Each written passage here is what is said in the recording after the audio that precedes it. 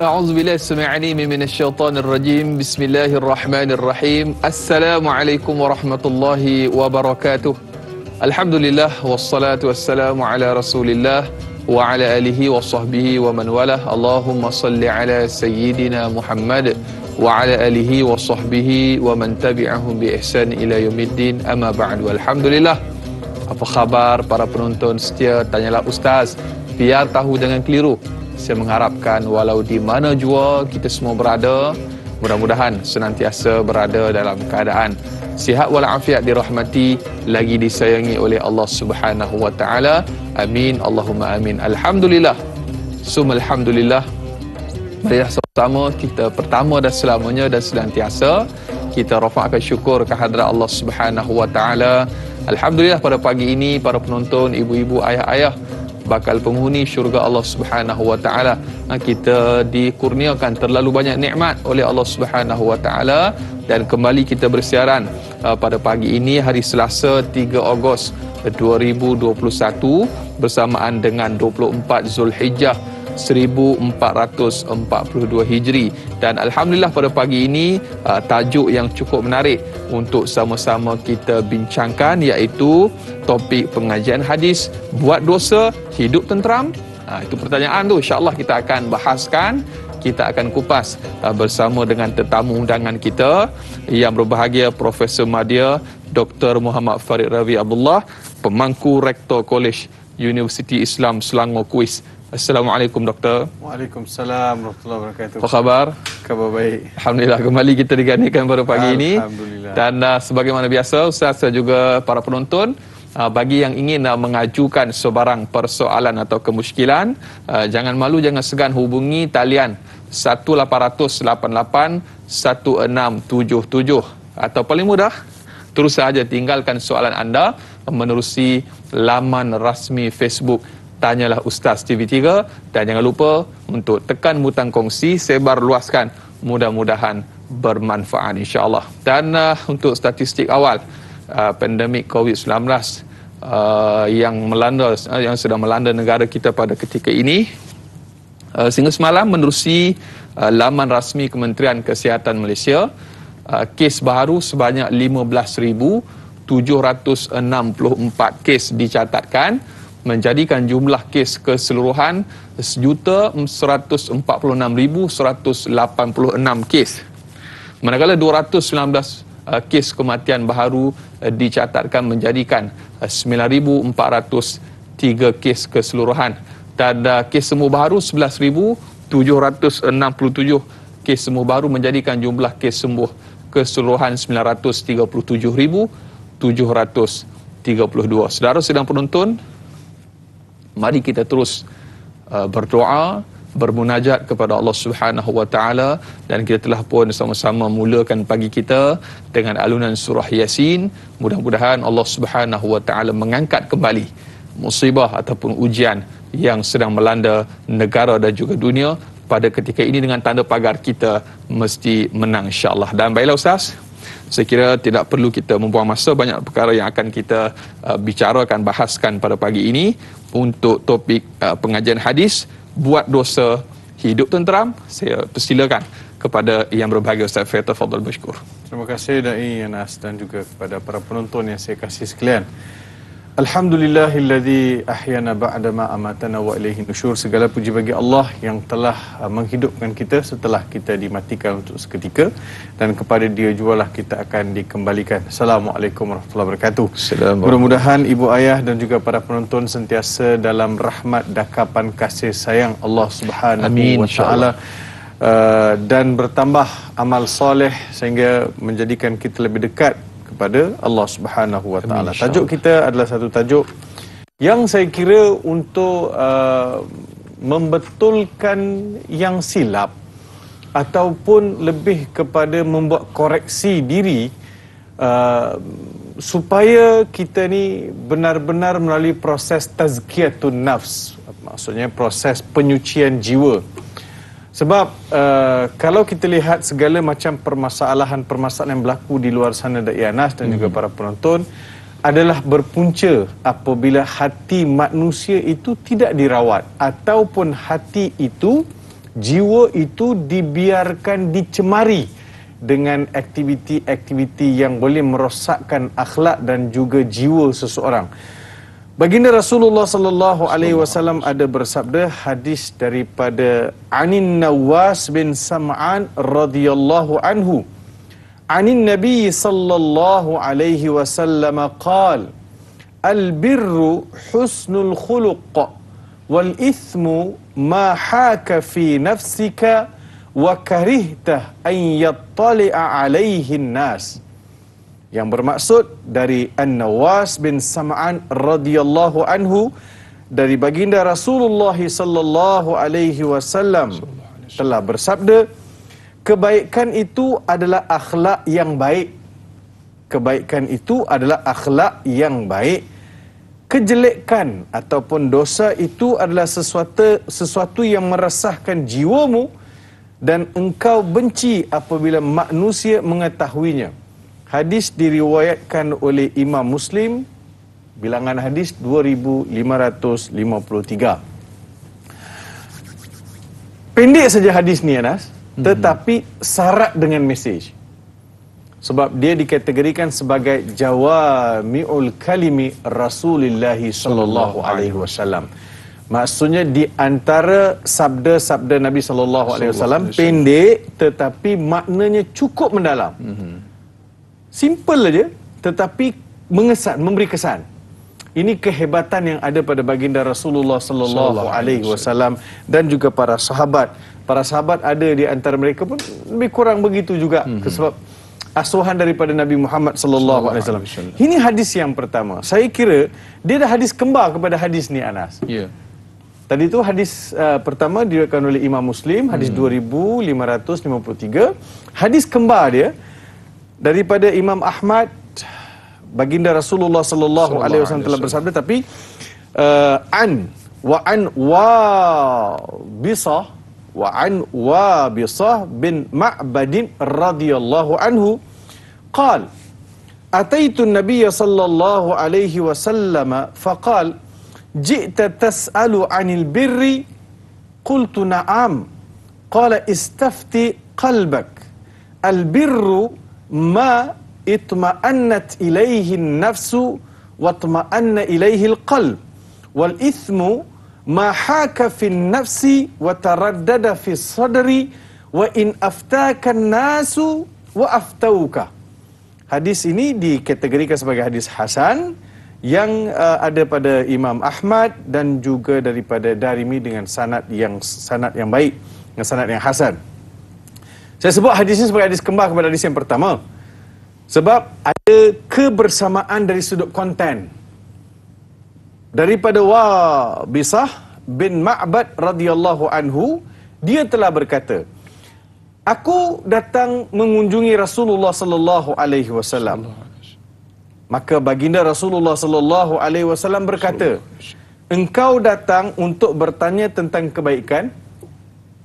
Baginda tanya pada Wabisah. Bila Wabisah datang jumpa Nabi sallallahu alaihi wasallam, baginda Rasul tanya, adakah engkau datang nak bertanya mengenai kebaikan?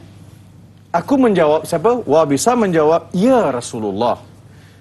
Sallallahu alaihi wasallam menjawab, mintalah fatwa kepada hatimu. Maksud istafti qalbak. Allah. Bagi Rasul sebut, istafti qalbak. Tanyalah hati engkau, kerana kebaikan itu adalah sesuatu yang membuat jiwa dan hati merasa tenang. Sedangkan kejelekan iaitu dosa, itu adalah sesuatu yang meresahkan jiwa dan membimbangkan dada. Itu menyempitkan dada. Meskipun manusia telah berulang kali memberi fatwa kepadamu, tapi hatimu tetap berat untuk tidak melakukan. Hadis ini dia bukanlah complicated pun. Tapi kita nak jodohkan hadis di atas dan hadis bawah. Hadis di atas baginda Rasulullah sallallahu alaihi wasallam beritahu bahawa albirru, apa itu kebaikan, apa itu kebajikan, ialah akhlak yang baik. Akhlak yang baik. Dan apa itu dosa? Dosa ialah perkara yang menjelekkan hati. Jadi begini, Anas dan juga para penonton, akhlak yang baik itu akan membuahkan pribadi dan perwatakan yang baik. tidak dicemari dengan perbuatan-perbuatan maksiat, tidak dicemari dengan perbuatan dosa ni, supaya dia tak rosak. Sebab hujungnya kalau benda tu baik, mustahil manusia tak suka orang tahu. Sebab manusia secara normalnya suka je orang tahu perbuatan baik dia. Betul kan? Saya buat benda baik, ini mesti orang tak marah. Saya buat, orang pun suka kan. Masya Allah, Anas tu baik orang dia. Suka itu, suka buat ni, Masya Allah kan. Jadi orang akan puji. Dan kita pun suka benda baik orang tahu. Tak salah pun, suka benda baik orang tahu. Tapi kalau benda tak baik Anas buat, ataupun seseorang melakukan perkara tak baik, ada tak kita rasa suka orang tahu? Tak suka. Tak suka. Jadi bila perkara yang kita sendiri tak suka orang lain tahu, itulah perkara tak baik. Allah Akbar. Itulah perbuatan-perbuatan yang tidak baik. Sebab itu dalam hadis yang kedua, bila Wabisah bertanya pada Nabi SAW, baginda sebut, istafti qalbak. Tanya hati kau. Nak buat tak buat? Walaupun ada orang beritahu berulang kali, tak apa Ustaz, tak apa, buatlah. Tak apa, alah ini tak ada apa pun, tak ada masalah apa pun, buatlah, tak apa. Walaupun yang beritahu itu orang alim, tetapi hati kita berat untuk tak buat. Tak payah buatlah. Tapi hati yang macam mana? Hati yang macam mana kita kena tahu. Nanti kita akan bincang hati yang macam mana sebenarnya yang boleh diminta pandangan daripadanya. Saya tertarik bila Ustaz sebut di mukadimah awal para penonton, mintalah fatwa dari qalbu ataupun hatimu. Kerana terkadang fatwa yang diberikan mungkin belum mampu menyedarkan kita. Maka fatwa qalbu lah yang mungkin akan menyelamatkan kita, insya-Allah. Menarik hadis dalam mukadimah yang Ustaz kongsikan. Banyak lagi yang akan kita katakan, Ustaz. Kita nak berjeda seketika, kembali bergabung selepas ini.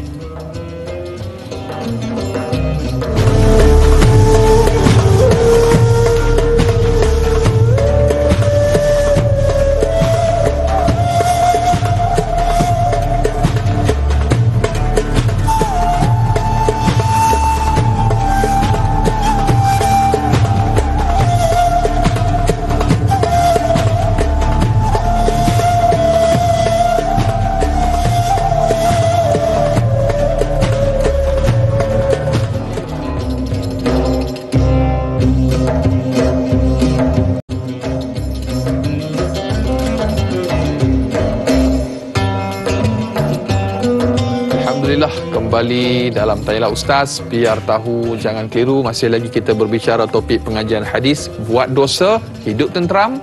Dan insya-Allah kita akan sambung perbincangan topik kita pada pagi ini dengan kita raikan, Ustaz, soalan yang pertama menerusi sahabat Facebook kita, Muhammad Faizal bin Ahmad. Assalamualaikum warahmatullahi wabarakatuh. Waalaikumsalam warahmatullahi. Antara dosa yang seronok dan sering kita lakukan tanpa sedar ialah dosa mengumpat. Kita semua tidak lepas daripada dosa ini.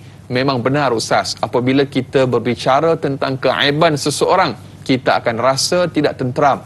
Takut-takut tuan badan tahu akan apa yang kita ceritakan. Soalannya, Ustaz, yang pertama, adakah diperbolehkan kita bersemuka dengan si pengumpat untuk meminta penjelasan, dan perlukah kita mempertahankan diri jika ianya berbentuk fitnah?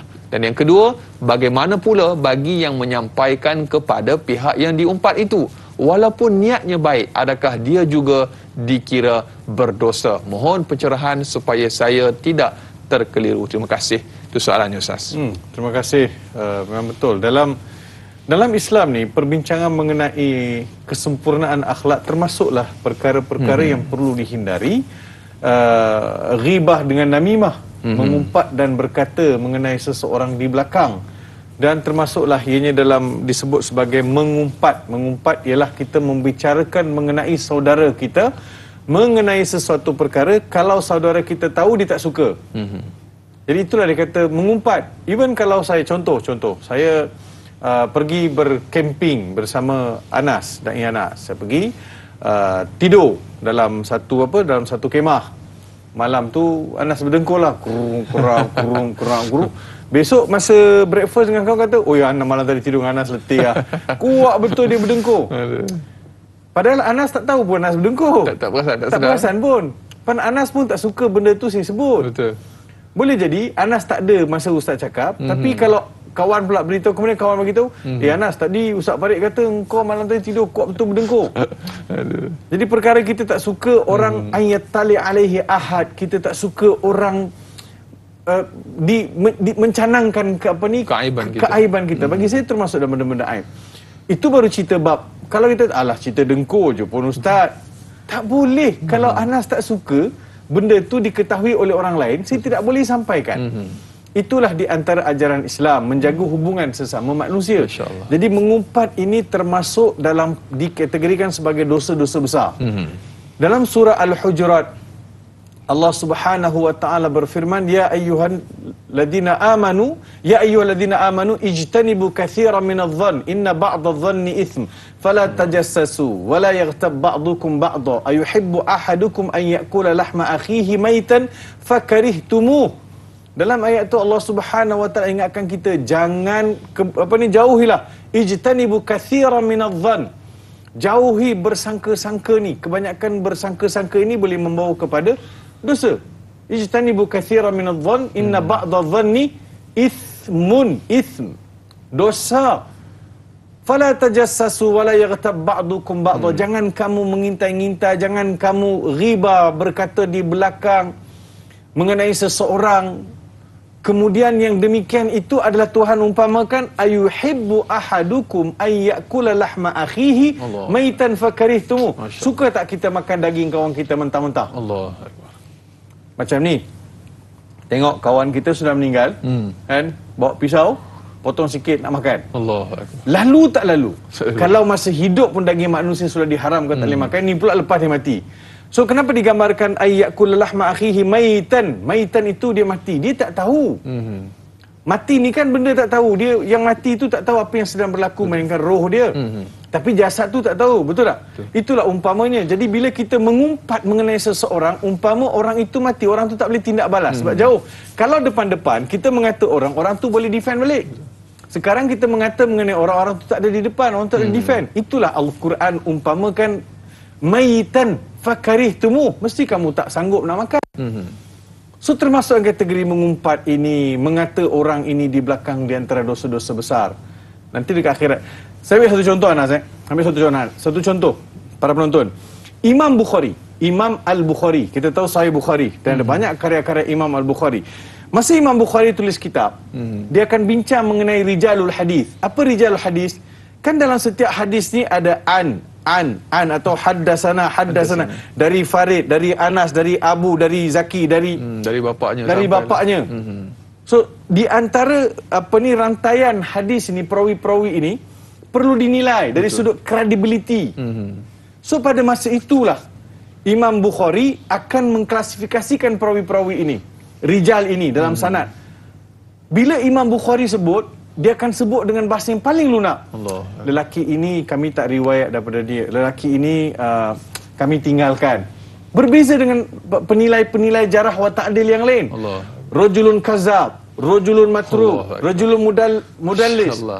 Ayat-ayat itu Imam Bukhari tak guna. Pernah anak murid Imam Bukhari tanya, kenapa wahai tuan guru, kenapa wahai imam kamu tidak bagi tahu direct, dia ni jangan ambil, dia ni penipu, pendusta. Tak, sebab apa? Imam Bukhari kata supaya dekat akhirat nanti tak ada orang tarik baju aku dari belakang. Betul tak? Bukhari, kau cakap mengenai aku apa kat dunia dulu? Itu adab. Betul tak? So kalau itu ciri dan watak yang sepatutnya tercerna dalam kehidupan kita, kita ada masa tak untuk mengumpat orang? Tak ada. Mengatur orang. Jadi cadangan sahabat kita tadi, boleh tak nak panggil orang tu, nak tanya, nak cakap? Terpulang pada hak individu. Kalau saya diumpat oleh orang dan saya tahu yang berkata itu individunya saya kenal, tak salah pun saya nak cari. Saya nak tahu apa sebab. Kan paling tidak saya diberi peluang untuk betulkan keadaan supaya benda itu tidak tersebar. Yang keduanya, orang yang menyampaikan itu juga bersalah, berdosa lah. Sebab apa tujuan dia sampaikan?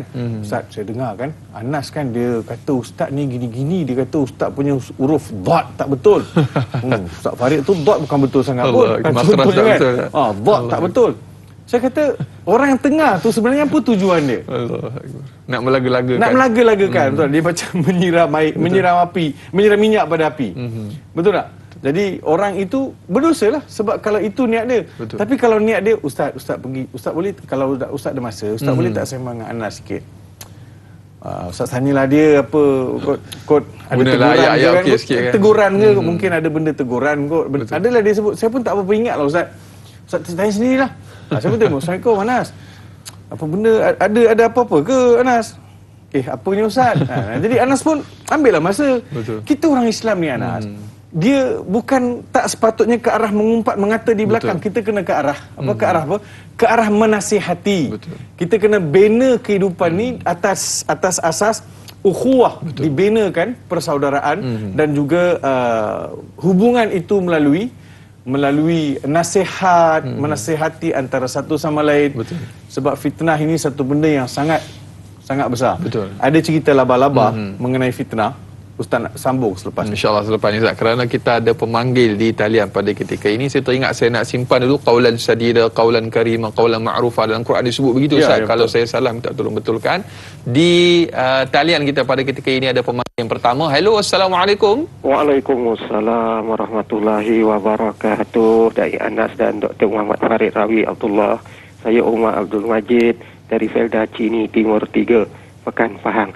Assalamualaikum Doktor dan Dai. Waalaikumsalam warahmatullahi wabarakatuh. Ya, jadi soalan saya begini Doktor. Doktor dia menyebut tadi mengenai bertanya kepada hati ni. Soalan saya Doktor, kadang-kadang hati kita ni berpenyakit Doktor. Kita ni maklum je lah, penyakit hati ni banyak sangat bak kata Doktor tadi ya. Kadang-kadang hasad dan mengumpat orang dan sebagainya. Ini penyakit-penyakit hati ni. Apakah bentuk hati yang boleh kita tanya atau kita memohon pandu arah yang betul Doktor supaya tidak tersilap jalan.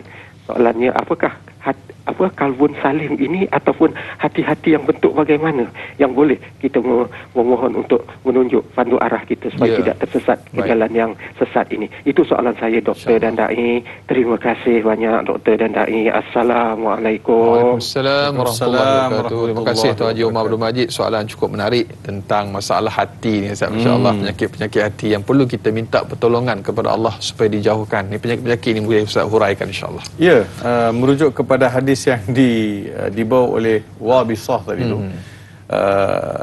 Istafti qalbak, baginda sebut istafti qalbak, tanyalah hati engkau. Dia bila saya baca syarah bagi hadis ni dalam Musnad Imam Ahmad dan juga Ad-Darimi, bahawa istafti qalbak itu adalah bagi orang yang jiwa dan hatinya sudah dirawat. Ada hati yang tidak dirawat. Allah. Hati yang dibiarkan kotor, hati yang dibiarkan sakit.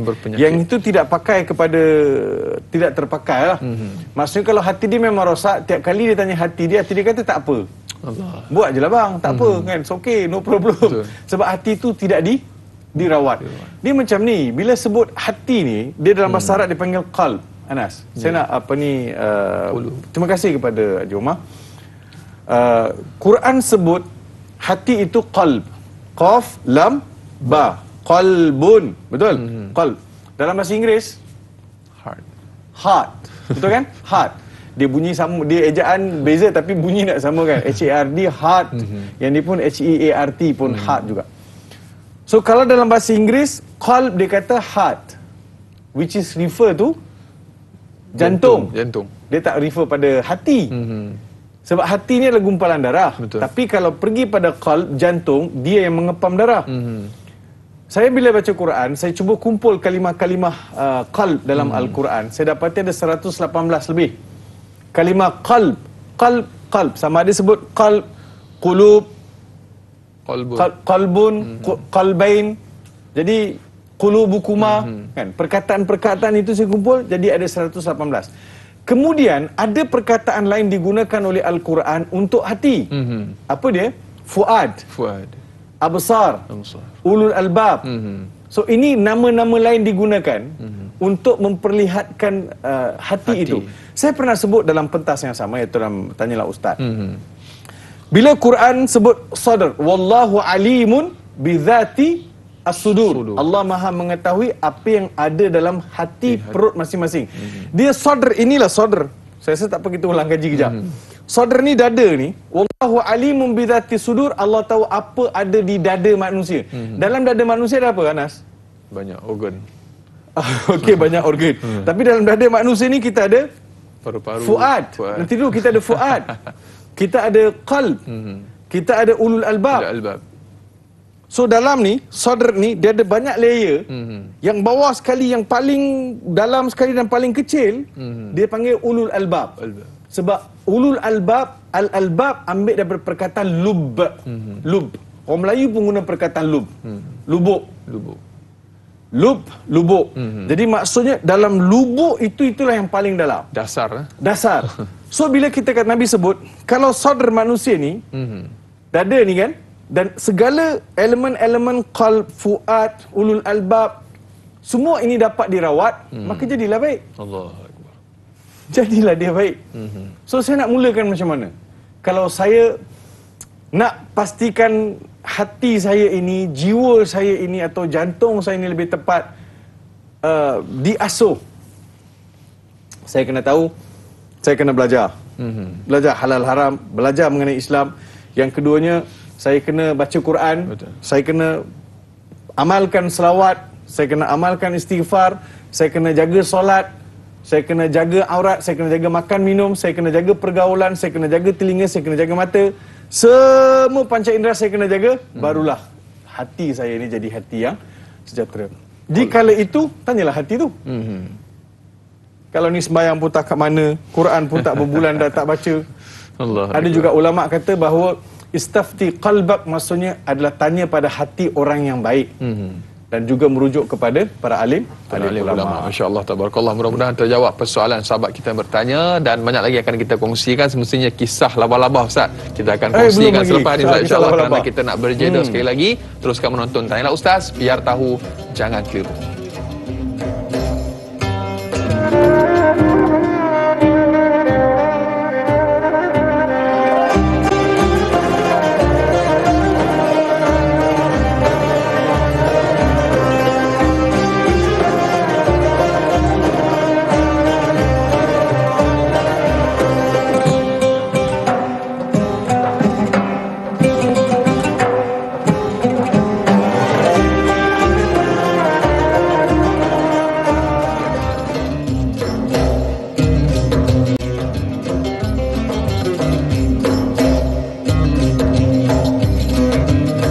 Alhamdulillah, kembali dalam Tanyalah Ustaz, biar tahu jangan keliru. Terima kasih kepada para penonton, ibu-ibu, ayah-ayah bakal penghuni syurga Allah Subhanahu Wa Taala. Amin, insya-Allah. Kita masih lagi berbicara topik pengajian hadis, buat dosa, hidup tenteram. Dan pertanyaan itu, mari sama-sama kita tanya, di lubuk hati kita yang paling dalam, apakah ataupun bilakah kali terakhir kita beristighfar, memohon ampun, taubat kepada Allah Subhanahu Wa Taala, menyesali akan segala dosa yang pernah kita lakukan. Dan kita masih lagi bersama Profesor Madya Dr. Muhammad Farid Ravi Abdullah. Dan Ustaz, kita mengalu-alukan lagi kepada para penonton yang mungkin ingin mengajukan sebarang persoalan atau kemusykilan, terus hubungi talian 1-800-88-1677, atau paling mudah terus sahaja tinggalkan komen dan juga soalan anda menerusi laman rasmi Facebook Tanyalah Ustaz TV3. Jangan lupa bagi yang menonton menerusi FB Live untuk tekan butang kongsi, sebar luaskan, mudah-mudahan bermanfaat insya-Allah. Dan berikutnya Ustaz, kita raikan lagi soalan menerusi sahabat Facebook kita Izara Zulaikha yang bertanya. Assalamualaikum Ustaz dan Da'i. Waalaikumsalam warahmatullahi.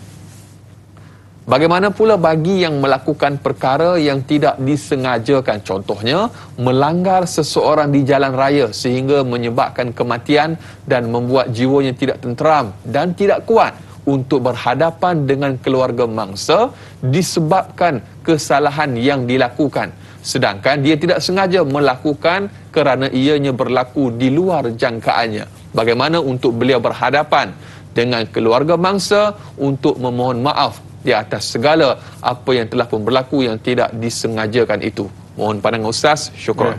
Terima kasih dan Anas, terima kasih kepada Izzara.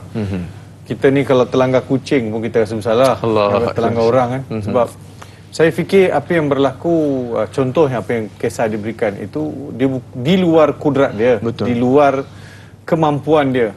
Kalau dia telah mengambil langkah keselamatan dalam memandu kan, sama ada motor atau kereta, dia ambil langkah Maksudnya dia kelajuan dan traffic light. Jadi maksudnya dia seorang pemandu yang berhemah. Patuhi peraturan lah. Peraturan. Tapi berlaku juga aksiden, berlaku juga kemalangan sehingga meragut nyawa orang.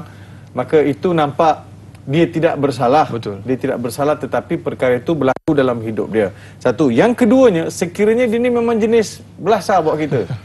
Dia tak peduli, dia tengok kanan kiri tak tengok, masa tengah bawa kereta sibuk dengan handphone. Jumlah keaksiden yang berlaku kebanyakannya adalah kerana orang menggunakan alat telekomunikasi ketika memandu. Betul. Layan handphone, baca mesej. Kita tengoklah kalau jalan dia duduk kat lane pertama tapi slow. Dia duduk main handphone, dia tengah baca atau dia tengah reply WhatsApp kawan. Jadi ini antara kecuaian-kecuaian sehingga membawa kepada kemalangan. Betul. Kalau itu, maka dia kena dia berdosa lah. Sebab kecuaian dia menyebabkan orang itu meninggal. Itu yang kedua. Dia bertanggungjawab. Bertanggungjawab. Yang ketiganya, kita kata ianya adalah satu perkara yang maksudnya dia sendiri tidak dapat nak elakkan. Kan? Tidak dapat nak elakkan. Takdir Allah Subhanahu wa taala, memang orang tu nak meninggal di dalam kemalangan dengan kita ni. Macam mana dia nak hadapi ahli keluarga? Kalau dia tidak bersalah, walaupun dia bersalah, tidak bersalah ke tidak bersalah atau tidak, dia tetap kena berhadapan dengan ahli keluarga. Kena minta maaf. Kena minta maaf dan juga kena mohon supaya ahli keluarga mangsa ini dapat terima kita punya kemaafan. Ada satu cerita berlaku, Anas. Ada seorang hamba Allah ni, dia terlanggar. Terlanggar ahli keluarga, katakan adik-beradik anak orangnya ada 3 orang, kan? Seorang je lelaki, 2 perempuan. Jadi kawan ni bawa kereta laju, dalam keadaan sibuk terlanggar, meninggal budak tu, anak lelaki pakcik ni meninggal. Apa dia buat lepas pengurusan jenazah gitu gini? Dia pergi rumah pakcik ni, dia kata, "Pakcik, mulai hari ni saya anak pakcik." Allahuakbar. Mulai hari ni saya anak pakcik. Apa yang anak arwah dulu, kalau hidup dia buat, saya akan buat untuk pakcik. Saya silap, saya salah, tapi saya ambil tanggungjawab untuk pakcik terimalah saya sebagai ahli keluarga pakcik, dan saya tidak sengaja perkara itu berlaku dan di luar kawalan saya. Saya mulai hari ini apa saja keperluan apa yang nak pakcik betul buat, saya buat. Sampai sekarang, Anas. Benda tu dah berpuluh tahun, dekat 20 dekat 30 tahun setahu saya. Orang tu jadi anak keluarga tersebut. Jadi begitulah. Akhlak. Kalau nak dipulihkan balik kan boleh. Jadi kena berhadapan. Anggap ini sebagai satu teguran daripada Allah, anggap ini sebagai satu ujian daripada Allah. Banyakkan bertaubat, banyakkan beristighfar. Mohon Allah Subhanahu wa taala ampunkan kita, dan mohon Allah Subhanahu lapangkan hati ahli keluarga tu terima kita. Bukan senang, Anas. Kalau Anas, orang datang kan, dia dah langgar adik kita atau anak kita meninggal. Macam mana kita nak terima orang tu? Betul tak? Dia nak dikategorikan apa? Pembunuh. Dia tetap akan dapat hukuman di sisi undang-undang dengan lunas-lunas yang sedia ada. Tetapi jiwa manusia kena besar. Pernah berlaku bila seorang lelaki yang bernama Wahsy kan? Lelaki yang bernama Wahsy, dia yang baling tombak kena dekat dada Hamzah dalam peperangan Uhud. Hamzah bin Abdul Muttalib bila meninggal kena lontaran tombak daripada Wahsy. Wahsy ni kemudian masuk Islam. Masuk Islam, pergi cari Nabi SAW, dia masuk Islam. Rasulullah kata, "Aku terima Islam kau, tapi aku tak tengok engkau dah." Allahuakbar. Yang turun ayat dalam surah Az-Zumar, Allah Subhanahu wa taala, "La taqnatu min rahmatillah." Kan? "Innallaha yaghfiru dzunuba jami'a." Jadi Allah Subhanahu wa taala turunkan ayat memberitahu bahawa jangan kamu berputus asa. Allah Subhanahu wa taala terima segala dosa manusia ini, segala keampunan manusia ini Allah terima. Innallaha yaghfiru dzunuba jami'a. Allah memberi keampunan pada keseluruhan dosa-dosa manusia. Sebab hak mutlak mutlak Allah Subhanahu wa taala. Tapi Nabi sebut, Rasulullah SAW sebut, "Aku terima Islam kau, tapi aku tak nak tengok engkau dah." Sebab yang tu nampak pembunuhan ya. Sengaja. Tapi dia buat masa tu zaman jahiliah. Tapi dia sudah Islam. Dia sudah insaf. Dia nak mohon taubat, dia nak jumpa Rasulullah SAW. Jadi itulah ungkapan Rasulullah sebut pada dia. Jadi bukan senang nak berjiwa besar. Mudah-mudahan orang boleh terima penyesalan kita dan juga kehadiran kita untuk menggantikan orang yang kita pernah langgar sebagai salah seorang ahli keluarga. Itu cadangan Ustaz lah, Anas. Walaupun pahit untuk ditelan Ustaz, masya-Allah tabarakallah, itu antara perkara yang perlu sama-sama kita renung dan juga muhasabah. Anda dapat sesuatu, jangan lupa untuk kongsikan dan juga amalkan, insya-Allah. Dan Ustaz, kita nak berehat sekali lagi Ustaz, kita nak berjeda seketika. Jadi teruskan menonton Tanyalah Ustaz, biar tahu jangan keliru, kembali selepas ini.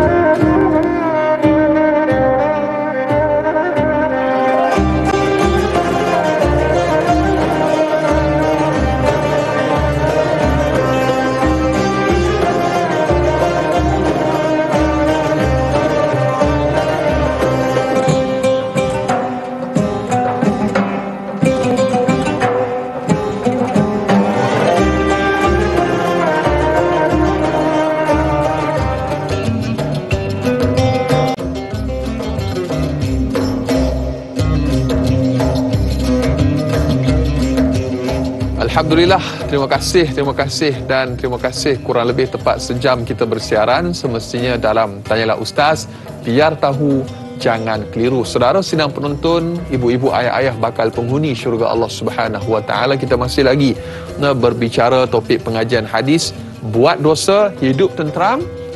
Itu antara pertanyaan yang perlu sama-sama kita rungkaikan pada pagi ini. Masih lagi kita bersama Profesor Madya, Dr. Muhammad Farid Ravi Abdullah. Dan Ustaz, kita nak teruskan lagi perkongsian kita pada pagi ini dengan kita raikan soalan menerusi sahabat Facebook kita, Anna Karnina. Assalamualaikum Ustaz dan Da'i. Waalaikumsalam warahmatullahi. Soalan yang pertama, adakah apabila sering menderhakai ibu bapa, jiwa akan menjadi tidak tenteram dan tidak merasa tenang walaupun banyak amalan dilakukan sepanjang hidupnya, biarpun pada zahir kelihatan gembira? Dan yang kedua soalannya, bagaimanakah untuk memberikan teguran kepada mereka yang melakukan dosa kepada ibu bapa supaya menjadi anak yang soleh dan solehah? Mohon penjelasan Ustaz. Terima kasih Ustaz dan Da'i, biar tahu jangan keliru. Ya, terima kasih kepada Anna Karnina. Tak silap saya bulan lepas kita ada bincang tajuk mengenai ketaatan kepada ibu bapa, supaya kita tidak derhaka kepada ibu bapa. Sebab derhaka pada ibu bapa ni, dia laisa hunaka hijabun bainas sama'i wal ard. Tak ada di situ penghalang di antara langit dan bumi untuk diturunkan sesuatu musibah. Sesuatu musibah pantas. Kalau kita katalah cerita si Tanggang tu cerita dongeng ataupun mitos, tetapi kisah yang seumpama itu banyak dah berlaku. Kan ada nasyid tu menyanyi, mari mari kita sejenak mengingat kasih ibu bapa yang tidak terkira, walaupun dirinya letih serta penat, namun di wajahnya tetap bergembira. Cobalah bayangkan kasih ibu bapa. Jadi cantik lirik tu. Dia mengingatkan kita supaya kita berbuat baik pada mak ayah, yang mana tidak pernah berhenti-henti menjaga kebajikan anak-anak ni. Dalam Al-Quran, Allah Subhanahu Wa Taala tidak membawa suatu ketaatan yang lebih besar selepas mentaati Allah, melainkan taat kepada ibu bapa. Nombor, kan? Sebab biar banyak mana saya solat, biar banyak mana saya zakat, biar banyak mana saya buat sedekah, biar banyak mana saya buat amal jariah, biar banyak mana kebajikan-kebajikan saya buat di muka bumi ini, tetapi kalau saya derhaka pada ibu ayah, dekat akhirat saya di antara orang yang paling rugi. Dekat akhirat saya orang yang paling rugi, dan kesempitan hidup di dunia juga akan semakin dapat dirasai. Saya setuju dengan Ana tadi bahawa orang yang derhaka kepada ibu ayah adalah orang yang hidupnya tidak tenteram. Tidak tenteram. Anas, mana ada benda yang lebih membahagiakan seseorang anak melainkan menatap wajah ibu? Betul. Awak tahu tak nikmat tidur di atas riba ibu? Allah. Tahu tak nikmat makan sesuap nasi dari tangan ibu? Tahu tak nikmat duduk bermanja dengan ibu? Allahu Akbar. Kalau kita memiliki hati yang dan juga sanubari yang suci, betul, pasti kita tidak akan melukakan perasaan hati dan hati ibu ayah kita. Betul. Mana lebih-lebih istimewa lagi tak mana tergamak kita melakukan penderhakaan dan juga suatu perbuatan yang boleh menjadikan hati ibu ayah tu terkilan. Allah, Anas, dia dalam Quran ini Allah Subhanahu wa taala menggambarkan betapa anak-anak itu adalah di bawah pemilikan ibu ayah. Anas, ulama sebut sekiranya daging manusia itu halal, anak itu boleh dimakan oleh ibu ayah. Allahu akbar, insyaallah. Tapi disebabkan daging manusia itu tidak halal. Jadi sampai begitu sekali. Tapi ibu ayah dengan anak-anak ni lain. Tapi betul lah Pak kata orang tu ibu seorang boleh jaga anak 10 orang. Anak 10 orang belum tentu dapat jaga ibu.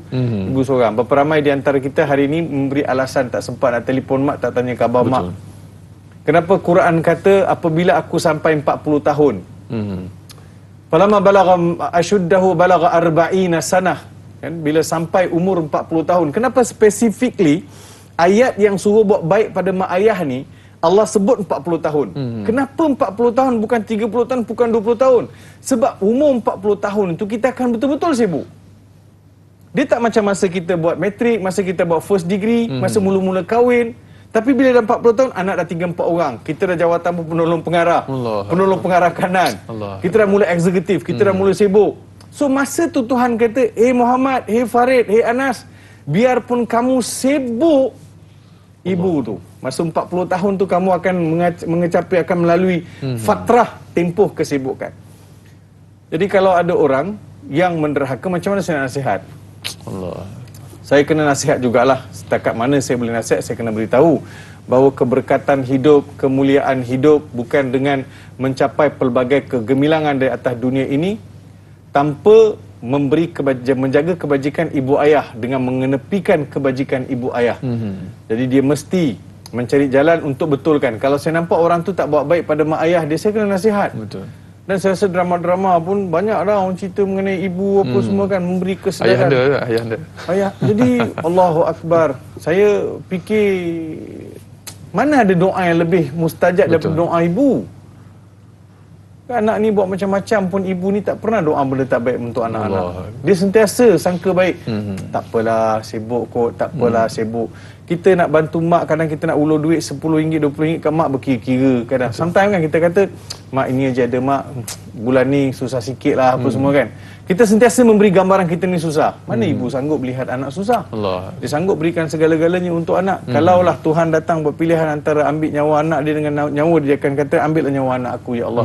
Ambillah nyawa aku wahai Allah, jangan ambil nyawa anak aku. Begitu perasaan ibu dan ayah. Tapi sekarang bila ibu ayah sudah tua, dah mula tak berapa dengar, tak berapa boleh nampak dan mereka tak moden, maka Allah Akbar. Ibu ditinggal-tinggal, ayah ditinggal-tinggal.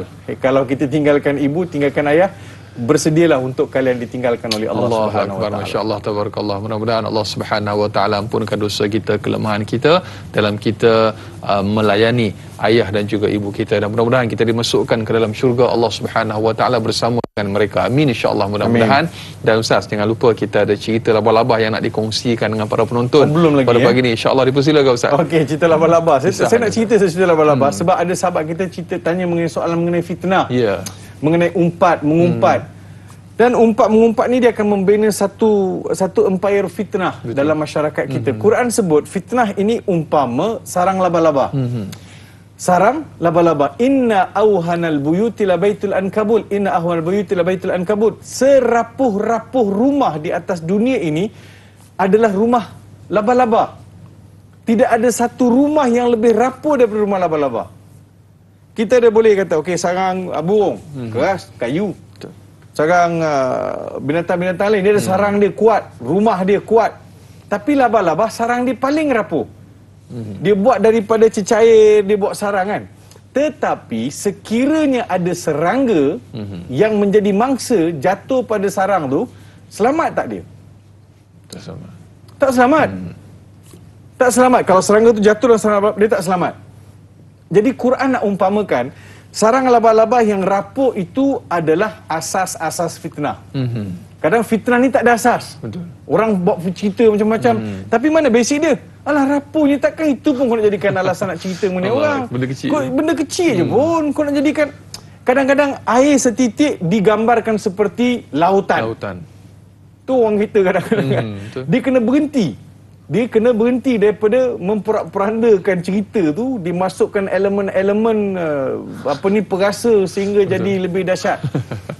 Jadi kalau serangga tu masuk dan sarang laba-laba, serangga itu tidak dapat diselamatkan. Begitulah fitnah. Bila seseorang itu terjebak dalam fitnah, sukar untuk dia keluar daripada fitnah. Lepaskan diri dia tu. Walaupun kemudian ada macam-macam pentas digunakan untuk clearkan nama dia, untuk bersihkan nama dia, tetapi fitnah itu tetap terpalit. Sebab itu tak ada benda yang lebih besar dimurkai oleh Allah Subhanahu wa taala melainkan kita menyebar-nyebarkan fitnah. Kita membangkitkan suasana yang tidak aman damai. Jadi kita kena jadi orang yang lebih berhati-hati dalam menyebarkan berita, dalam menyampaikan berita kepada pihak lain. Sebab itu Nabi Sulaiman bagi warning dekat burung hudhud. Dalam kisah Nabi Sulaiman kan. Nabi Sulaiman kata pada burung hudhud, la azbahannahu aw la yatiyanni bisultanin mubin. Mana burung hudhud? Dia kata morning prayer kan, perhimpunan pagi, semua binatang semua berkumpul di hadapan Nabi Sulaiman alaihi salam. Nabi Sulaiman tengok kanan kiri, burung hudhud tak ada. Nabi Sulaiman tanya, mana burung hudhud? MC. Dia kenapa absent hari ni? Burung hudhud tak datang tuanku, dia pergi jauh. Nabi Sulaiman kata, okey fine. Aku nak tunggu burung hudhud balik. Kalau dia gagal membawa kepada aku berita yang benar, aku akan sembelih dia. Allah. Burung hudhud pun kena bawa berita yang sahih. Ini kan pula orang. Jangan mudah nak sebarkan fitnah sebab itu akan membawa ketidakstabilan dalam pelbagai situasi. Menimbulkan kekacauan dalam kalangan masyarakat. Ya, dan masya-Allah bila nak memperbetulkan kembali itulah satu cabaran yang begitu besar. Mudah-mudahan Allah Subhanahu wa taala memelihara kita daripada sebarang bentuk fitnah dan juga ujian ini. Insya-Allah. Dan berikutnya Ustaz dan juga sidang penonton, kita raihkan lagi Ustaz. Soalan menerusi Facebook, sahabat Facebook kita Pak Suli Ramli yang bertanya, Assalamualaikum Ustaz dan Da'i yang dihormati. Waalaikumsalam warahmatullahi. Adakah faktor pendapatan daripada sumber yang haram atau syubhah antara punca seseorang itu tidak tenang dan sentiasa dihantui dosa? Adakah kehidupan masa lalu dalam kejahilan antara punca hidup kita tidak tenteram? Mohon pencerahan Ustaz. Terima kasih. Biar tahu, jangan keliru, insya-Allah. Dua benda lah Pak Su tanya. Pertama sekali Pak Su tanya kalau sumber tu tidak halal. Keduanya sejarah silam. Betul. Okey. Kalau sumber halal, bersumber tu tidak halal, maka pasti dia akan memberi kesan pada jiwa kita. Betul. Kalau bila Nabi sebut dalam sepotong hadis, kullu lahmin nabata minal haram fannaru aula bih. Atau kama qala alaihi salatu wasalam, setiap ketulan daging yang tumbuh daripada sumber haram, maka nerakalah tempat duduk dia. Kalau sumber yang kita masukkan dalam badan kita ini adalah sumber-sumber syubhat, sumber-sumber yang tidak pasti kehalalan atau halal ataupun haram. Sedangkan Al-Quran telah pun memberitahu kita, makanlah makanan yang halal, makanlah benda yang halal, makanlah benda yang perkara-perkara yang baik. So Quran dah sebut, jangan wala ta'kulu amwalakum bainakum bil batil. Jangan ada pula di antara kamu yang makan harta antara satu sama lain secara batil. Jadi semua ini adalah tegahan supaya kita ini dapat mempersiapsiagakan diri kita, segala macam elemen badan kita ini, sama ada mulut, tangan, kaki, hati, semua ini bersih. Betul Nabi sebut, mahaka fi sadrika au fi nafsik. Maksudnya kejelekan itu kita sendiri dapat rasa. Kita sendiri dapat rasa. Mustahil kalau seseorang itu beriman, dia sanggup makan benda yang haram. Mustahil. Dia sanggup mengambil barang orang, sanggup mengata orang, sanggup mencaci orang, sanggup mengeluarkan kata-kata yang menghilangkan ketenteraman. Mustahil. Sebab Nabi sebut seorang yang beriman itu mustahil dia mencuri kadang sedang ada iman dalam hati dia. Mustahil dia tu berkata bohong kalau ada iman dalam hati perut dia. Sama jugalah dalam situasi kadang-kadang kita melihat benda yang haram itu kalau banyak sangat makan, atau bukanlah banyak sangat, makan sikit pun tak boleh. Kan kata, oh Ustaz Farid kata banyak sangat, kalau sikit tak apa pun. Tak, sikit ke banyak ke dia tetap haram, dia akan memberi kesan pada jiwa. Cuba lihat kalau kita selalu bagi makanan-makanan yang syubhat, makanan-makanan yang tak berapa nak halal kepada anak-anak kita jadi anak-anak yang nakal, anak-anak yang tak berapa nak dengar cakap, anak-anak yang jiwa dia keras kan, isteri, suami, hubungan suami isteri pun jadi tak baik sebab ada unsur-unsur haram dibawa balik ke rumah. Betul. So dia menjadi suasana tak tenteram lah, hidup tidak tenteram. Sebab itu bila saya solat, kalau rezeki saya itu rezeki yang halal, saya akan dapat rasa tenang. Anas, kita tengok mak ayah kita di kampung. Saya lah mak ayah saya.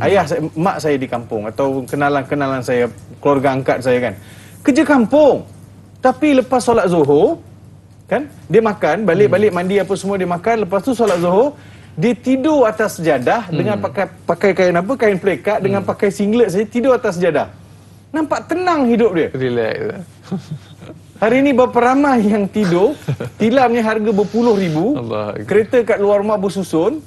Ini saya bukan nak tuju pada siapa-siapa lah. Maksudnya nak beritahu, segalanya kita ada, tetapi ketenteraman hilang. Kenapa orang di kampung, rumah kampung, tak ada apa pun, tapi happy. Suami isteri boleh bersarapan sama, boleh pergi, suami pergi kerja, isteri boleh duduk kat tangga, bye-bye kat suami. Hari ini mana pergi semua itu? Hilang kan ketenteraman? Hilang keseronokan anak-anak dengan kerja masing-masing. So itu yang pertama. Yang keduanya ialah benda silam. Benda silam ni pasti akan menghantui kita kan. Jadi tak ada orang yang tak buat salah sejarah dalam kehidupan ni. Tapi yang penting kita banyakkan istighfar. Kita mohon Allah Subhanahu Wa Taala mengampunkan dosa kita. Sebab itu Anas, istighfar ini saya nak sebut sebagai penutup. Istighfar, cuba sebut istighfar. Astaghfirullahalazim. Astaghfirullahalazim. Mengikut kaedah kajian, bila saya sebut huruf ra yang mati tu, astag, dia pergi kat mana? Kat langit-langit kan? Astag. Matikan ra. Astaghfirullahalazim. Dia bila ada hentakan lidah ke langit-langit ni, dia akan ada sistem pendilitan. Auto delete. Setiap kali saya sebut istighfar, astaghfirullahalazim, astaghfirullahalazim, astaghfirullahalazim, ada proses mendelete bad memory, perkara-perkara yang tak elok. Betul kan? So ini di antara kajian orang buat, membuktikan bahawa istighfar itu boleh menjadikan kita lupakan perkara-perkara yang tak baik yang pernah kita buat. So mudah-mudahan jiwa kita bersih, hati kita bersih, mata kita bersih, telinga kita bersih, lalu tangan kita pun bersih, kaki kita pun bersih. Kita ni ada husnul khuluq, akhlak yang terpuji. Pergi dicampak di mana saja, dia jadi pulau. Dia ada di khalayak mana pun, dia akan membawa pada kebaikan dan keharmonian. Dia tidak akan membawa kepada kemudaratan. Dan dia adalah seorang yang berusaha untuk memaksimumkan, meminimumkan kesalahan dalam hidup. Kita tak kata kita tak mungkin tak boleh lari sempurna, tapi kita berusaha untuk meminimumkan kesalahan supaya kita tak mahu diri kita dicemari. Dia punya lafaz astaghfirullah, kadang-kadang saya ada juga dengar kawan-kawan dia kata astaghfirullah, dia tak sebut ra macam Ustaz sebut tadi tu, masya-Allah. Jadi kena betulkan lafaz supaya boleh auto delete jadi tu. Allahu akbar, masya-Allah, tabarakallah. Dan berikutnya Ustaz, kalau boleh kita raikan sedikit soalan. Dan tadi saya ada sebut kepada Ustaz, dalam Quran Allah sebut tentang qaulan sadida, qaulan karima, qaulan ma'rufa. Apa yang membezakan perkara tersebut Ustaz? Mungkin boleh dikongsikan sedikit dengan para penonton Ustaz. Ya.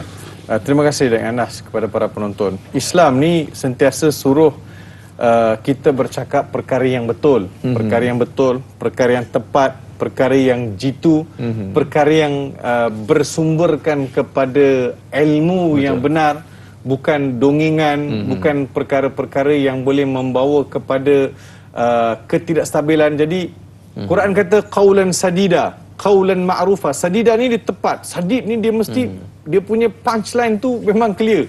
Dia punya ayat tu memang superb.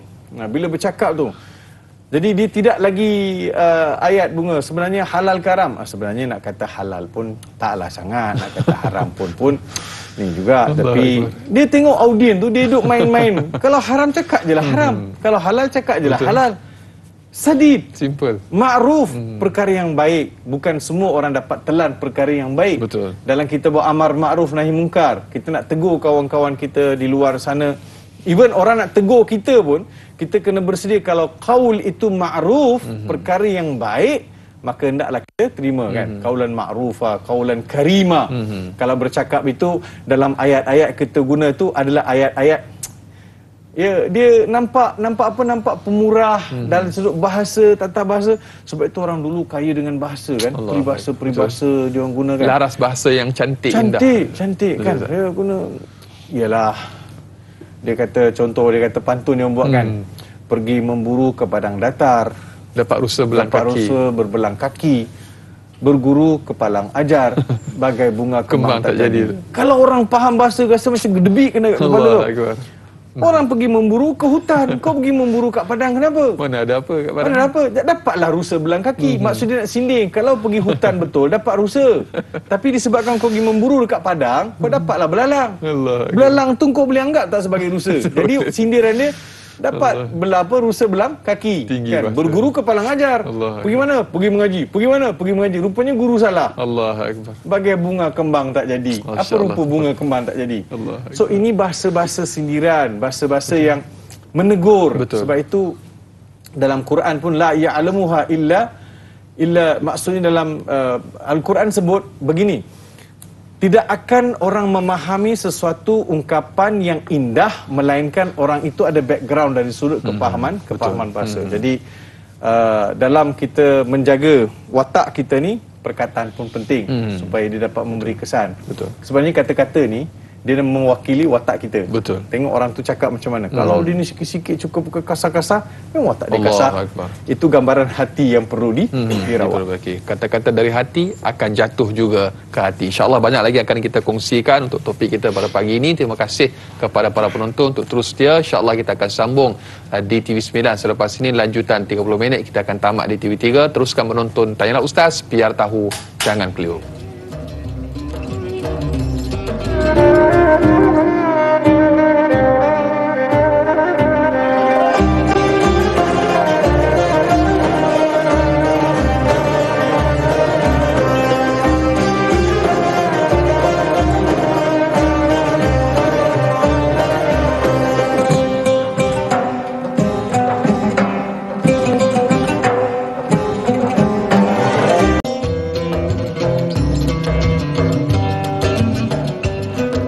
Alhamdulillah, masih lagi terus setia bersama dengan Tanyalah Ustaz, biar tahu jangan keliru, lanjutan 30 minit siaran tambahan di TV9. Terima kasih kepada seluruh para penonton, ibu-ibu, ayah-ayah bakal penghuni syurga Allah Subhanahu Wa Taala. Amin, insya-Allah, mudah-mudahan. Dan kita masih lagi bersama yang berbahagia Profesor Madya Dr. Muhammad Farid Rabi Abdullah untuk kita sama-sama meneruskan perbincangan topik kita pada pagi ini, pengajian hadis, buat dosa, hidup tenteram. Dan kita mengalu-alukan lagi kepada para penonton yang ingin mengajukan sebarang persoalan atau kemusykilan, boleh hubungi kami menerusi talian bebas tol 1-800-88-1677, atau paling mudah terus sahaja tinggalkan soalan anda menerusi ruangan komen di Facebook Tanyalah Ustaz TV3. Dan jangan lupa tekan butang kongsi, sebar luaskan, mudah-mudahan bermanfaat insya-Allah. Kalau tak boleh amal semua, jangan tinggal semua. Itu antara perkara yang perlu sama-sama kita amalkan insya-Allah. Dan berikutnya Ustaz, kita raikan soalan menerusi sahabat Facebook kita, Sairul Nizam. Assalamualaikum warahmatullahi wabarakatuh. Waalaikumsalam warahmatullahi. Apakah pandangan Ustaz jika seseorang itu telah diamanahkan oleh seseorang ataupun sesiapa sahaja supaya mewakilkan memberikan bantuan kotak makanan ataupun wang ringgit kepada individu ataupun keluarga yang sepatutnya berhak mendapatkannya, tetapi telah diseleweng olehnya, pastinya itu merupakan satu dosa besar. Namun langsung tidak timbul sedikit pun rasa kurang nyaman dan tenteram dalam dirinya selepas beberapa kali melakukan perkara tersebut. Apakah pandangan Ustaz? Mohon pencerahan. Assalamualaikum, dari Kampung Larut Tin, Taiping bertanya Ustaz. Allahu Akbar. Terima kasih kepada saudara Sairul, Anas dan juga kepada para penonton yang saya kasih sekalian. Ada kata-kata Mak Saleh, kata-kata Mak Saleh kata, the bad habit never die. Allahu Akbar. The bad habit never die. Maksudnya tabiat buruk ni tidak ada penghujung hayat dia. Dia takkan mati. So once you dah try, dah buat, lepas tu dia rasa selesa, dia buat lagi. Lepas tu besok buat lagi. Dia apa dalam pepatah, alah bisa tegal apa? Alah bisa tegal biasa. Alah bisa tegal biasa. Maksudnya dia sudah jadi satu kebiasaan. Allah. Dia sudah tidak lagi merasakan kesalahan. Mungkin awal-awal dia buat tu hati dia berkata. Sebab itu hati awal-awal tu mungkin dia kata tak boleh ni, tak elok ni, bukan hak kita. Kita kena pulangkan, jangan. Tapi dia langgar juga. Betul. Dia buat. Kemudian dia dapati dia tidak orang tak nampak, ataupun dia senang kata terlepas. Dia buat tu tak ada siapa sedar, dia seronok dah. Besok dia buat lagi, lusa buat lagi. Ayatnya pun berbunyi amanah. Maksudnya sesuatu amanah yang diberikan pada seseorang. Kena pula dalam, kalau soalan ni saya nampak more spesifik, maksudnya kotak makanan. Dalam suasana pandemik ni kan, kadang-kadang ada pihak tertentu yang diamanahkan untuk sampaikan bantuan kepada mereka yang memerlukan. Apa yang berlaku? Dia seleweng. Mengambil kesempatan. Betul. Maka orang yang macam ni dia telah mengkhianati amanah. Tanggungjawab diberikan. Maka kita akan lihat orang ini dia berdosa. Betul. Dia berdosa, besok macam mana dia nak taubat? Betul.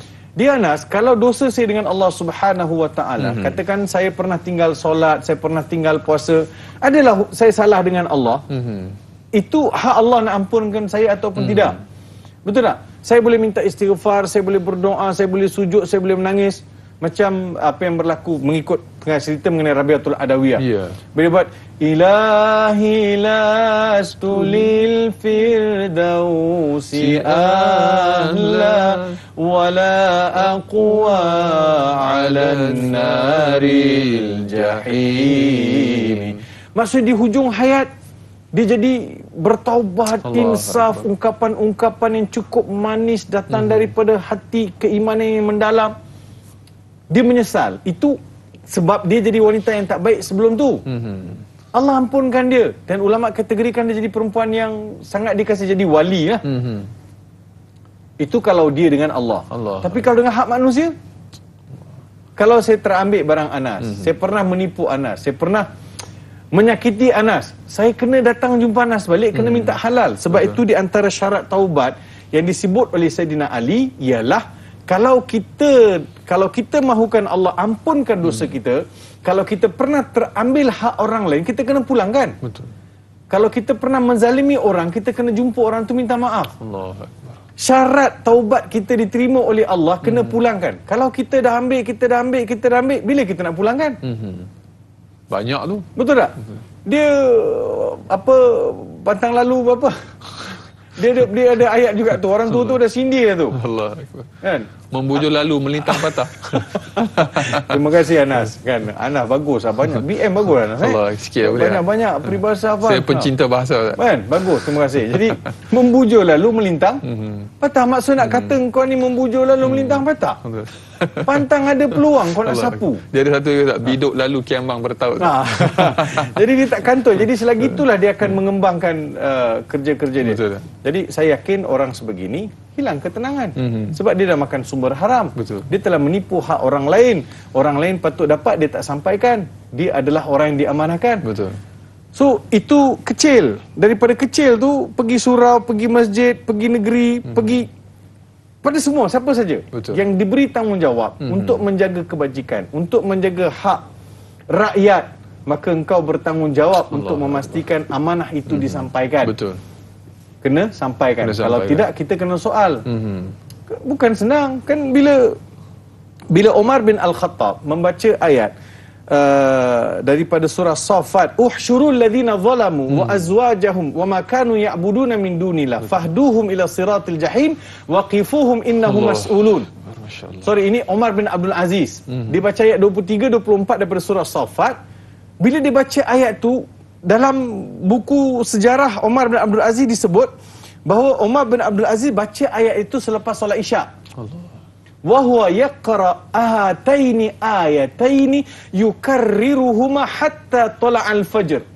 Dia baca dua ayat, dia nangis. Dia baca, dia nangis. Dia baca, dia nangis sampai azan subuh. Semua yang jadi pemimpin kena baca ayat tu. Allah. Pandulah mereka dan apa-apa yang mereka sembah selain Allah Subhanahu Wa Taala, serta siapa yang menyokong mereka ni, bila sampai di depan pintu neraka, berhentikan. Waqifuhum innahum mas'ulun. Berhentikan mereka adalah golongan telah diberi tanggungjawab di atas dunia. Sebelum dihumban, nak cerita dulu. Kau beri nak jawatan. Sekarang kau tunai tak tanggungjawab? Apa yang kau buat? Umar bin Abdul Aziz baca ayat tu, dia menangis. Dia rasa dia lah orang tu. Dia rasa, ya Allah, kalaulah ayat ini kan, kena ke aku, ya Allah, macam mana aku nak jawab depan Tuhan?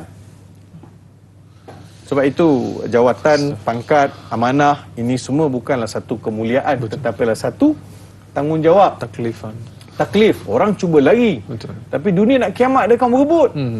Dulu orang lari, tak mau. Sekarang kenapa tak pilih aku? Jadi bergaduh pula. Allah. Jadi mungkin saya dah panjang sikit persoalan tadi, tetapi dia masih lagi related. Maksudnya kalau itu kotak makanan, kita nampak kotak makanan tu RM100, RM200. Kalau dia dah seleweng, itu di peringkat bawah. Dia kalau kepala ikan tu rosak, satu badan ikan tu akan rosak. Betul tak? Kita tengok kereta api ni, kalau kepala kereta api tu betul, yang belakang semua gerabak betul. habis semua rosak. Kalau di atas kita tunjuk contoh yang baik, di bawah semua akan ikut. InsyaAllah. Betul. Betul tak? Maksudnya bagaimana pemimpin, begitulah rakyat. Sebab hari ni kalau kita nak COVID-19 ini Tuhan angkat, kita kena ada perubahan lah. Betul. Baru Tuhan akan sayang. Barulah segala usaha kita ni akan direstui oleh Allah. Betul. Kalau kita masih lagi nak berasakan, maka saya yakin Tuhan tak tengok dah. Tak pandang dah. Kemurkaan akan berlanjutan. So saya berharap kita sama-sama menginsafi apa yang sudah berlaku, mengambil iktibar. Betul. Kita sama-sama renung dan juga muhasabah, betulkan yang biasa dan juga biasakan yang betul. InsyaAllah kita nak berjeda sekali lagi Ustaz. Kita akan bicarakan banyak lagi. Teruskan menonton Tanyalah Ustaz, biar tahu jangan keliru.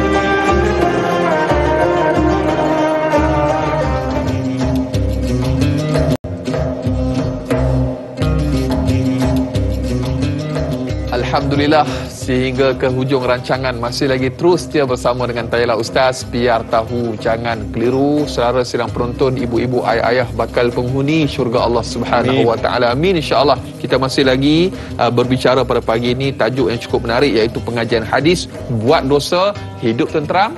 Dan kita bahaskan, kita kupas bersama dengan tetamu undangan kita masih lagi yang berbahagia, Profesor Madya Dr. Muhammad Farid Rabi Abdullah. Dan kita nak raikan lagi Ustaz, soalan menerusi sahabat Facebook kita yang bertanya, Zuhara, Assalamualaikum Ustaz dan Da'i. Waalaikumsalam warahmatullahi. Ada sesetengah orang apabila melakukan dosa, hidup mereka nampak macam tenteram. Adakah kerana setiap kali melakukan dosa akan ditulis pada hati satu titik hitam, dan apabila mengulangi dosa itu akan bertambah padanya titik hitam sehingga memenuhi hatinya? Mohon pencerahan Ustaz, biar tahu jangan keliru. Allahu Akbar. Buat dosa tak ada rasa apa Ustaz. Ini satu perkara yang cukup menyedihkan. Bahaya. Itu dah tahap dia dah imun. Kronik. Dia dah kronik, dia dah imun dengan badan dia. Maksudnya dosa dengan badan dia, dia dah imun dah. Dia dah boleh kawan. Sebati. Sebab itu dia jadi sebati. Sebab itu kata bad habit never die. Lepas tu dengan dia sudah jadi satu santapan harian dia. Sudah tidak ada masalah. Sedangkan kita tahu dosa ini sepatutnya membawa pada penyesalan, walaupun tidak pada zahir tetapi pada perasaan. Betul. Sebab itu ada juga ulama kata kadang-kadang kita tersilap terbuat dosa ni ada hikmah sebab akan mengingatkan segera pada Allah. Betul. Kan? Ya Allah, aku dah buat salah ni. Ada orang dia tak boleh. Dia rasa menyesal dalam solat, dia akan ingat, dalam sujud dia akan ingat, menitis air mata Allah. Dia rasa dia dah buat benda salah pada Tuhan. Dia dah rasa buat benda salah pada Tuhan. Ustaz ingat dan Anas just nak share pengalaman Ustaz masuk Islam. First minggu lepas masuk Islam tu, Ustaz dah hari Jumaat, first Jumaat dalam hidup saya sebagai seorang Muslim, nak pergi solat Jumaat. Hari tu hari Jumaat dah, ayah angkat semua dah siap. Saya pun mandi siap apa semua, pakai baju Melayu. Mak angkat belikan baju Melayu, saya pakai arwah dan mak angkat saya ajar sauna. Lepas tu saya pakai kain plekat, saya dah get ready dah, pakai kopiah, tunggu nak pergi solat Jumaat. Mak angkat tanya, Mat lagi panggil saya Mat lagi mana? Solat Jumaat lah Mak. Mat tak payah pergilah. Kata, kenapa pula Mak? Kan saya kena wajib solat Jumaat. Dia kata, tak, kalau Mat pergi nanti orang tahu, keluarga tahu, nanti Mat nanti tak nanti ada dari sudut keselamatan lah. Ya ke mak? Tak apa, ini minggu pertama tak apa, tak payah pergi. Saya pun, okeylah, dengan nasihat saya pun tak pergi. Tidur. Sementara tunggu kan, mak angkat kata, dan kita tunggu abah balik, baru solat Zuhur. Solat Zuhur tak ada solat Jumaat. Dan duduk tu, mengantuk, tidur. Tidur kat sofa, tidur. Dalam tidur tu saya mimpi, ada seorang lelaki tua, berpakaian serba putih, bawa rotan, dia rotan saya dalam tidur tu. Berpeluh-peluh Ustaz bangun Anas. Tak pernah tidur Zuhur waktu pukul 12, pukul 1 tu mimpi. Allah nak tunjuk, saya bangun terjaga daripada tidur, saya kata, ya Allah, ini kot Tuhan nak tunjuk pada saya bahaya atau dosa saya tinggalkan solat Jumaat. So dapat peringatan masa tu kan. Ada bekas tak? Tak ada. Tapi berpeluh. Oh, yang ngeri. Macam real kan? Macam real. Betul-betul macam real. Tapi mesej tu sampai. Mimpi yang benar Ustaz, insya-Allah. Itu mimpi yang benar. Jadi sebab itu kita nak bagi tahu bahawa hati ini, kalau kita ni memang jiwa kita baik, buat dosa dia akan menyesal. Dia akan menyesal dan dia akan membawa kepada penyesalan yang ujungnya dia akan membawa kepada taubat. Sebab itu dalam surah Ali Imran Allah berfirman, walladzina idza fa'alu fahishatan aw zalamu anfusahum dzakarullaha fastaghfaru lidhunubihim wa may yaghfiru dzunuba illallah wa lam yusirru ala ma fa'alu wa hum ya'lamun. Yang bermaksud, dan ada pun mereka yang telah melakukan fahishah, benda yang keji, benda yang tak elok, dosa, ataupun menzalimi diri mereka. Anas, hari ni kalau saya buat dosa, saya buat salah, saya menzalimi diri saya. Sebab hilang ketenteraman, hilang keamanan, hilang keberkatan, hilang kebahagiaan, hilang kawan. Kalau orang tahu, hilang jawatan, hilang hormat. Betul tak? Kemudian saya pula menzalimi diri saya ini dalam arti kata lain, dekat akhirat besok saya sudah patutnya saya berusaha bawa jasad saya ini masuk syurga. Tapi saya buat persiapan untuk umban dalam neraka. Zalamu anfusahum. Kalau dia ya Allah, aku telah melakukan fahisyah, aku telah melakukan kezaliman, zakarullah, ingat Allah cepat-cepat. Ya Allah, Engkau Tuhan aku, Engkau perintahkan aku buat benda baik, Engkau tegah aku buat benda jahat. Ya Allah, aku telah tersempang ni, aku telah menyimpang ke jalan yang lain. Fastaghfaru, mereka segera meminta ampun. Ya Allah, ampunkan aku, ampun lidzunubihim, fastaghfaru lidzunubihim. Sebab dia tahu, wa may yaghfiru dzunuba illallah, dia tahu tidak ada siapa pun yang mampu mengampunkan dia, menebus dosa dia, menghilangkan dosa melainkan Allah. Illallah walam yusirru. Daripada situ dia ingat Allah, dia beristighfar, dia insaf, menitis-nitis air mata dia. Walam yusirru ala ma fa'alu wa hum ya'lamun. Maksudnya dia stop. Walam yusirru, maksudnya dia tidak meneruskan kesalahan dia tu. Dia berhenti. So sepatutnya begitulah. Betul. Bukannya dibiarkan benda tu berlanjutan. Dia bukan isu titik hitam. Hati kita akan mengeras seperti batu. Betul. Allah. Air ni, Anas, Quran kata, air ini kalaulah dititiskan ke atas batu, setitik slow je. Tap, berterusan. Tap, jatuh pada batu, lama-lama ada kesan. Akan ada belah, akan ada bulat, dan boleh menyebabkan terbelah satu hari nanti. Allah. Hati manusia tidak demikian. Dia lebih asyaddu daripada, lebih dahsyat daripada hajar, lebih keras daripada batu. Kita janganlah biarkan hati kita keras macam tu sekali, Anas. Kita kenalah rawat. Takut Ustaz. Kan? Kita jangan biarkan dia keras. Nanti dia keras, dia tak peduli dah kanan kiri. Kan? Hati-hati manusia yang keras ni, Allahu Akbar. Dia tak nampak dah benda yang lebih baik di depan mata. Kan? Sebab hati dah keras. Dia takut jadi immune macam Ustaz sebut tadi tu lah. Orang kata kan, kau ni keras hati. Hati keras engkau ni. Berapa keras kali nak hati cakap, keras hati engkau ni. Kan orang kata COVID duduk diam-diam kat rumah kan. COVID kau pergi nak situ. berimpun juga tak? Kau nak berimpun ke hati kau ni rupanya. Allahu Akbar. Semoga Allah berikan ampunan kepada kita rakyat Malaysia lah. Amin, insya-Allah, mudah-mudahan.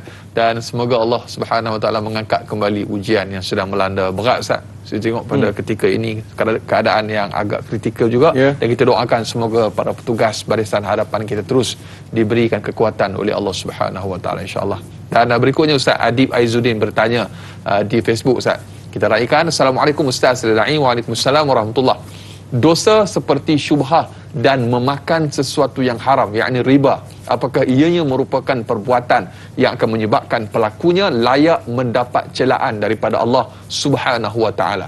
Dan yang kedua, bagaimanakah untuk mengatasi dan memiliki hati yang sihat serta bersih daripada dosa. Mohon pencerahan biar tahu, jangan keliru. Dua soalan Ustaz. Ya, pertamanya syubhat, keduanya bagaimana kekalkan hati kita bersih. Yalah, benda syubhat ni wa may yuqa syubhati faqad waqa fil haram, kan?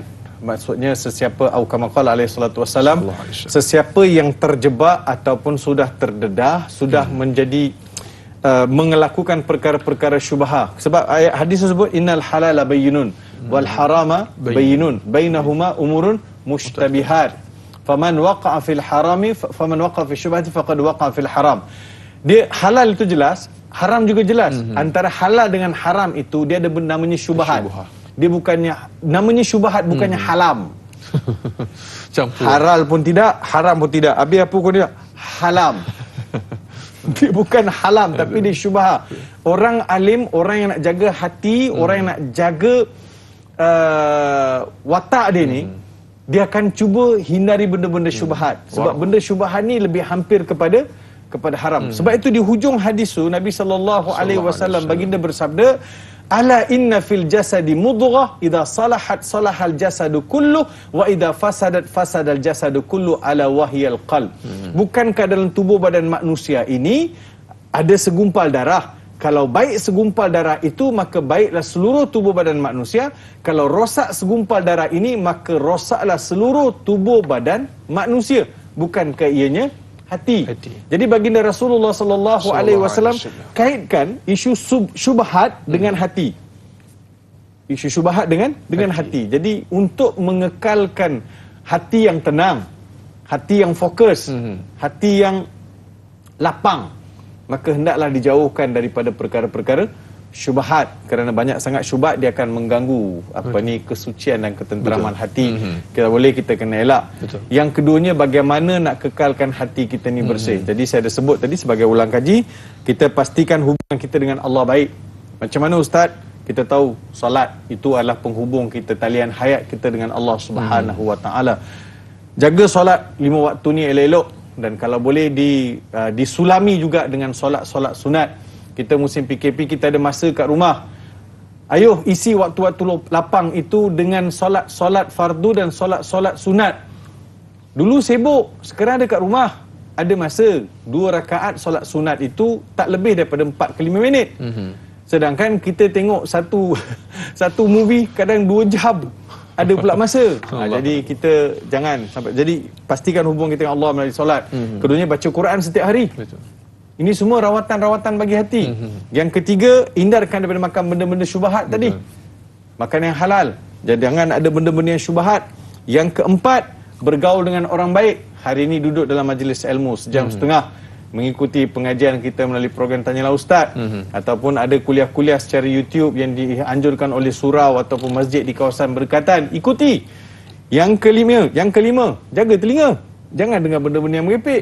Jaga mata. Jangan lihat perkara-perkara yang ditegah oleh Allah. Jaga lisan. Dalam musim PKP di rumah sempat lagi telefon tanya, cakap itu pindahkan cerita ni, buat sebaran-sebaran. Jadi jaga. Yang ni semua kena jaga. Dan lebih-lebih lagi jaga hubungan dengan ibu dan ayah, ahli keluarga, jiran tetangga. So semua ini penting untuk memastikan hati kita sentiasa bersih dan dia ada connection dengan Allah Subhanahu Wa Taala. Sebab qalb ini benda yang terlalu besar untuk dibincang, kan? Dia hati manusia ni. Hujungnya kan saya punya kajian kajian awal. Ini pendapat peribadi saya. Kenapa Allah Ta'ala sebut banyak kali qalb? Rupanya tempat duduk roh manusia. Kalau brain you mati, jantung you mati, antara dua kan. Kadang kita pergi hospital, seorang itu dikatakan dia dah meninggal Ustaz, dia punya brain dah ada damage. Brain damage. Maksudnya otak dia dah mati, tapi jantung masih hidup. Orang tu hidup ke mati, Anas? Hidup ke? Hidup. Tapi kalau jantung dia mati, otak dia hidup ke mati? Orang tu jalan. Mati ya. Betul tak? Betul. So maksudnya, sebab itu Luqmanul Hakim, dia bagi tahu pada Allah, dia berdoa, wahai Tuhan, jasad ini kau nak rosak, kau nak ambil, kau nak bagi kemusnahan, bagilah. Tapi 2 benda je aku minta, ya Allah, supaya dia kekal, sehat. Apa dia? Lidah dan hati. Supaya lidah ini untuk aku sebut-sebut nama engkau, hati ini supaya aku boleh sentiasa ingat pada engkau. Allah.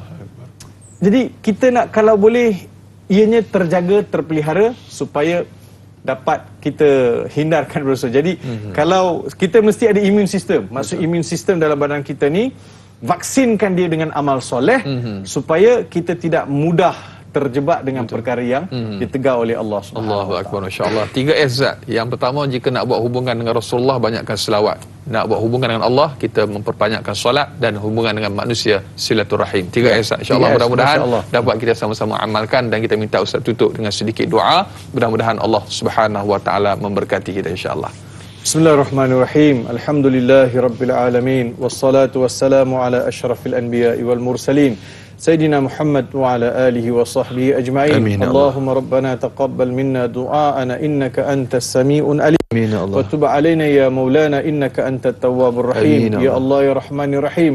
Di pagi hari, di penghujung kuliah kami pada hari ini ya Allah, Amin, ya Allah. kami menadah kedua tangan kami ke hadrat-Mu ya Allah, mohon limpah kurnia belas ihsan daripada-Mu ya Allah. Amin, ya Ya Allah, Kau berilah kesembuhan kepada mereka yang positif COVID. Amin, Kau ya berilah kesembuhan kepada mereka yang terlentang di hospital kerana positif COVID di ICU ya Allah. Amin, Ya Allah ya Rahmanir Rahim, kami mohon Kau angkatlah segera COVID-19 daripada permukaan bumi Amin, ini. ya Berilah Allah. kekuatan kepada frontliner, berilah kekuatan kepada kami ya Allah ya Rahmanir Rahim. Kau satukanlah hati-hati kami ya Allah. Amin, ya Allah. Jadikanlah kami insan-insan yang cintakan negara ini dan bangunkan negara ini secara bersama ya Allah. Amin, ya Allah. Rabbana atina min ladunka rahmah wa hayyi' lana min amrina rasyada. Amin, ya Sucikan Allah. hati kami ya Allah. Berilah kami kekuatan untuk terus tinggalkan perkara-perkara yang salah, perkara-perkara maksiat, supaya kami tidak menyesal ketika kami bertemu dengan Engkau ya Allah. Amin, ya Allah. Rabbana atina fid dunya hasanah wa fil akhirati hasanah wa qina adzabannar. Amin, ya Allah. Wa sallallahu ala sayidina Muhammad wa ala alihi wa sahbihi wa baraka wa sallam. Subhana rabbika rabbil izzati amma yasifun wa salamun alal mursalin walhamdulillahi rabbil alamin. Amin. Alhamdulillah, terima kasih sekali lagi diucapkan kepada Yang Terima Bahagia kasih, Ustaz atas kesudian untuk berkongsi bersama kita pada pagi ini. Dan esok para penonton, jam dan juga waktu yang sama, Tanya Ustaz akan kembali bersiaran bersama moderator Da'i Hadari dan juga ahli panel Ustaz Muhammad Ghazali Ibrahim dengan topik fiqh, wasiat, pewarisan dan juga hibah. Dan insyaAllah jam dan juga waktu yang sama. Terima kasih kepada seluruh para penonton. Jangan mencari yang sempurna, sempurnakan apa yang ada. Tidak ada yang sempurna melainkan Allah Subhanahu wa taala. Sekian, assalamualaikum warahmatullahi wabarakatuh.